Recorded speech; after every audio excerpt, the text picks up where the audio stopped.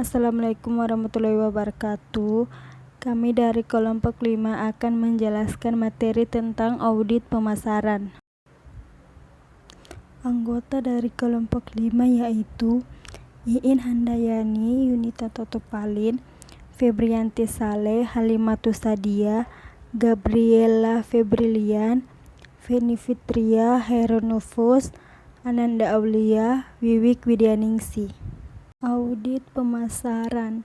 Audit pemasaran merupakan suatu tinjauan formal dan sistematis yang ada pada strategi dan rencana pemasaran yang diambil. Tujuan audit manajemen.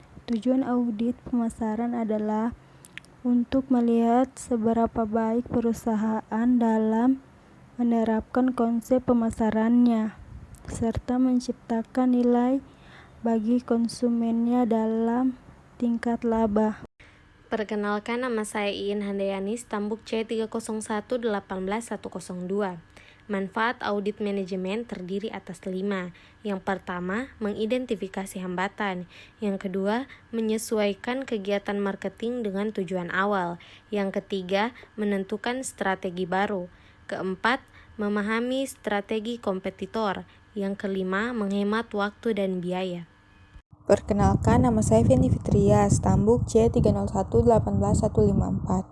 Baik, pada kesempatan kali ini saya akan membawakan materi mengenai tahapan-tahapan audit pemasaran. Sebelumnya kita harus tahu, apakah itu tahapan audit?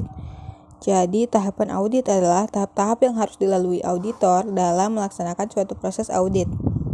Tiap tahap mempunyai tujuan dan manfaat tertentu untuk mencapai tujuan audit. Menurut Taylor dan Glazen, secara umum, tahapan audit mencakup hal-hal berikut. Yang pertama yaitu perencanaan audit. Yang kedua, pemahaman dan pengujian pengendalian intern. Yang ketiga, pengujian substantif. Dan yang terakhir, pelaporan. Karena kita berbicara mengenai audit pemasaran, pada dasarnya tahapan audit pemasaran itu bisa mengikuti tahapan audit secara umum yang telah dipaparkan oleh Taylor dan Glazen. Pertama yaitu persiapan audit atau perencanaan audit. Nah, di sini kita melakukan survei pendahuluan. Yang kedua yaitu dalam pemahaman dan pengujian pengendalian intern, kita melakukan evaluasi sistem pengendalian manajemen. Yang ketiga, dalam pengujian substantif, kita itu menguji penemuan-penemuan dan juga mengembangkan temuan tersebut. Yang terakhir, pelaporan dan tindak lanjut. Tahapan ini membantu auditor untuk melaksanakan audit secara sistematis dan membantunya menerapkan dalam keahlian secara cermat atau secara profesional. Pada tiap tahap, auditor dapat menetapkan tujuan audit, menyusun program kerja audit, dan menyusun kertas kerja audit. Proses tersebut dilaksanakan pada tahap survei pendahuluan. Evaluasi SPM atau SPM itu sistem pengendalian manajemen dan pengujian substantif. Pada tahap pengembangan temuan, auditor banyak melaksanakan evaluasi bukti-bukti untuk meningkatkan kualitas temuan dan berkomunikasi dengan audit untuk meningkatkan objektivitas temuan dan meningkatkan mutu rekomendasi. Assalamualaikum warahmatullahi wabarakatuh. Perkenalkan, nama saya Halimatus Sadia, stambuk C301-18127. Baiklah, selanjutnya saya akan menjelaskan tentang audit lingkungan pemasaran, di mana audit terhadap lingkungan pemasaran itu mencakup penilaian terhadap pelanggan, pesaing, dan berbagai faktor yang lain yang memiliki pengaruh terhadap perusahaan. Jadi, lingkungan pemasaran ini terdiri dari 2 kelompok besar. Yang pertama itu kelompok lingkungan makro, yang mana merupakan kekuatan kemasyarakatan yang lebih luas dan mempengaruhi segenap lingkungan mikro perusahaan dan keputusan-keputusan strategi pemasaran. Yang kedua itu adalah lingkungan mikro, di mana terdiri dari kekuatan-kekuatan di sekitar perusahaan yang memenuhi kemampuannya dalam melayani pelanggan, seperti para pekerja yang ada pada perusahaan itu. Sebelumnya, perkenalkan, nama saya Gabriela Febrilian Rendanan, stambuk C301-18144. Saya akan melanjutkan audit lingkungan pemasaran. Audit lingkungan pemasaran terdiri atas dua kelompok besar, yaitu yang pertama, lingkungan makro. Lingkungan makro merupakan kekuatan-kekuatan kemasyarakatan yang lebih luas yang mempengaruhi segenap lingkungan mikro perusahaan dan keputusan-keputusan strategis pemasaran. Lingkungan ini terdiri dari lingkungan alam, demografi, ekonomi, teknologi, politik, dan budaya. Dalam lingkungan makro, perkembangan dan kecenderungan demografis utama tidak memberikan peluang ataupun ancaman bagi perusahaan, karena perusahaan dapat memanfaatkan kecenderungan tersebut dengan adanya kantor cabang dan perwakilan untuk memajukan perusahaan. Untuk menanggapi perkembangan dan kecenderungan tersebut, perusahaan menambah atau memperluas wilayah. Perusahaan memiliki ketersediaan sumber daya alam serta energi yang cukup baik, dan dapat mengantisipasi perkembangan utama dalam pendapatan, harga, penghematan, kredit yang dapat mempengaruhi perusahaan dengan meningkatkan kinerja sumber daya keuangan. Selanjutnya, lingkungan mikro. Lingkungan mikro terdiri atas kekuatan-kekuatan di sekitar perusahaan yang mempengaruhi kemampuannya dalam melayani pelanggannya. Berikut adalah para pelaku utama dalam lingkungan mikro, yaitu perusahaan, pemasok, perantara pemasaran, pelanggan, bisnis atau komersial, dan terdapat pesaingan utama yaitu konstruksi BUMN.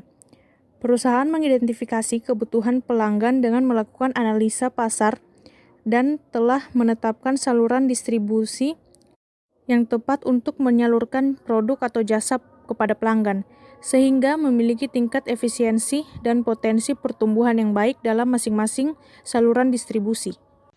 Selanjutnya, nama saya Yunita Tatopalin, Stambuk C301-18122.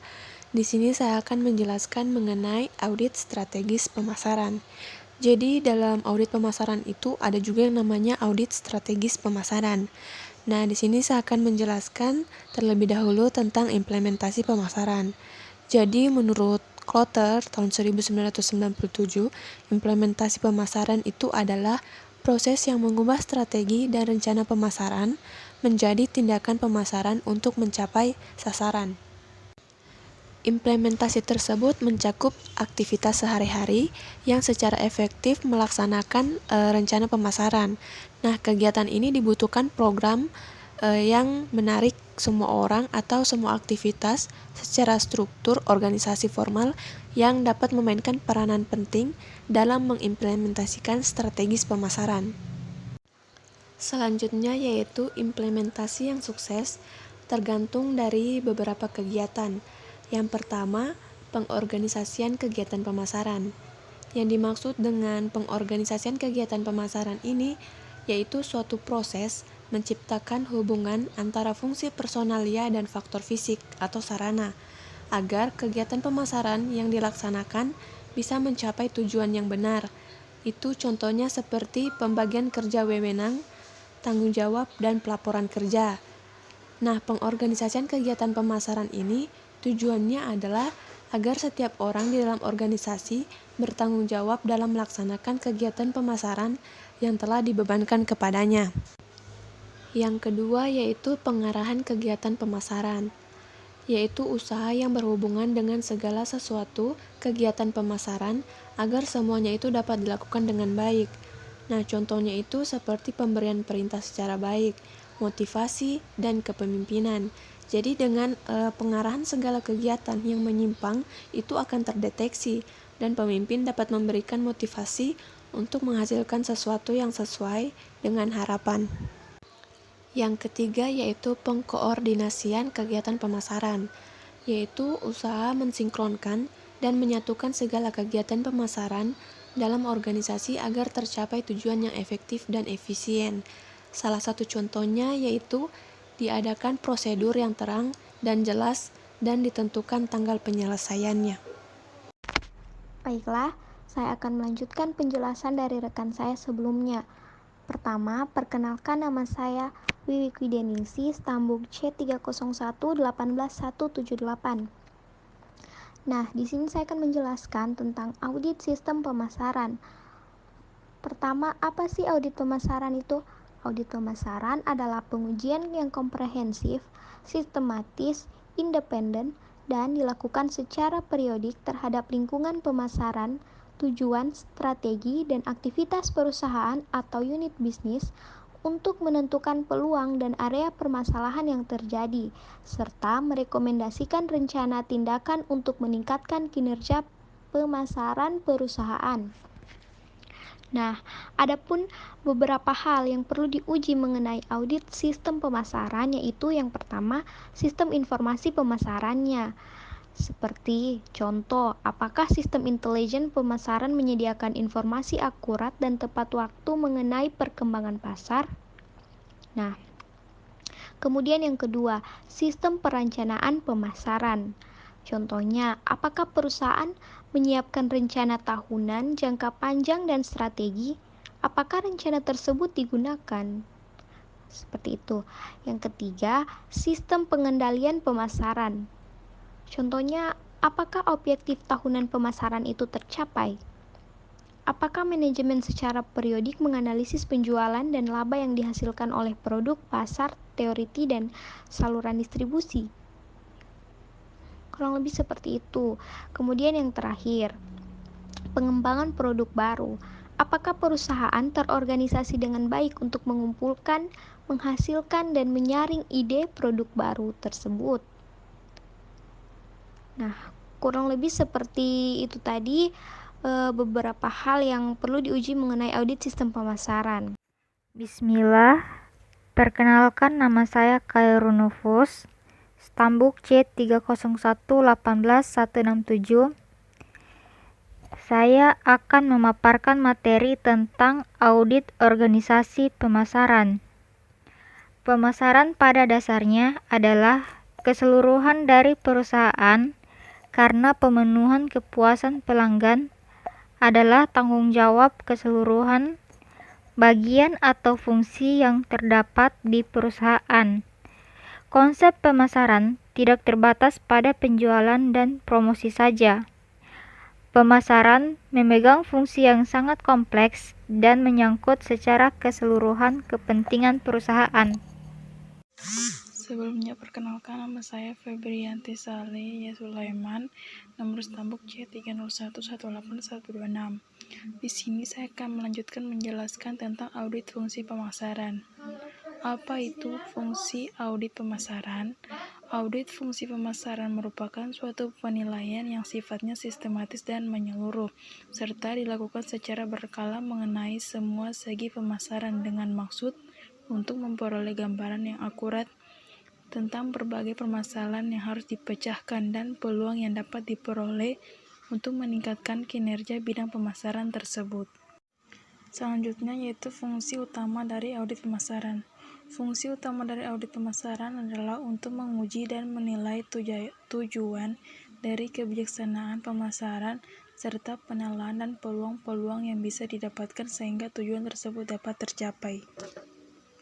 Periode audit juga bervariasi, bisa untuk jangka waktu 1 minggu, berbulan, 1 bulan, bahkan untuk beberapa tahun sesuai dengan tujuan yang ingin dicapai. Adapun menurut Kotler 1995, audit fungsi pemasaran merupakan pengujian yang sistematis, independen, dan periodik atau berkala dari suatu perusahaan atau unit usaha, lingkungan pemasaran, tujuan, strategis, dan aktivitas dengan maksud untuk menentukan area masalah dan peluang serta merekomendasikan suatu rencana tindakan untuk memperbaiki kinerja perusahaan. Itulah hasil pemaparan dari materi kami. Mohon dimaafkan apabila ada salah-salah kata. Sekian dan terima kasih.